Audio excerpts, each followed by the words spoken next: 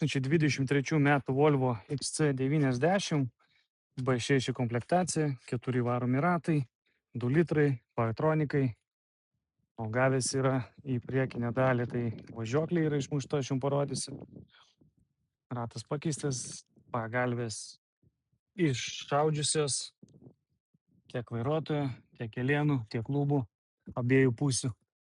Ir gale, kaip matot, šviesus gražus salonas, didelė panorama nesugadinta, graži apdaila, sėdynės irgi geros būklės, nesuplėšytos. Turi tik tai 20 000 mylių, kėbulas, kaip matot, iš šitos pusės tvarkingai atrodo. Loto numeriukas, lapkričio 24 bus aukcionas. 18 500 pirkti dabar kaina jos yra, jeigu kam įdomu, arba kaip visą laiką galima laukti aukciono.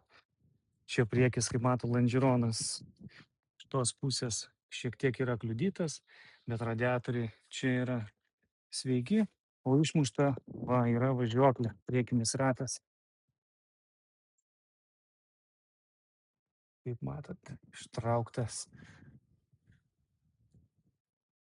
kapotas. Čia nelabai kažkas matysis.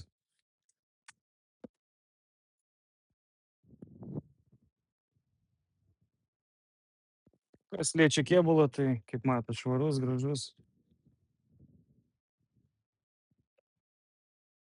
Klimo gale. Diskas, matau, įdėtas į galą.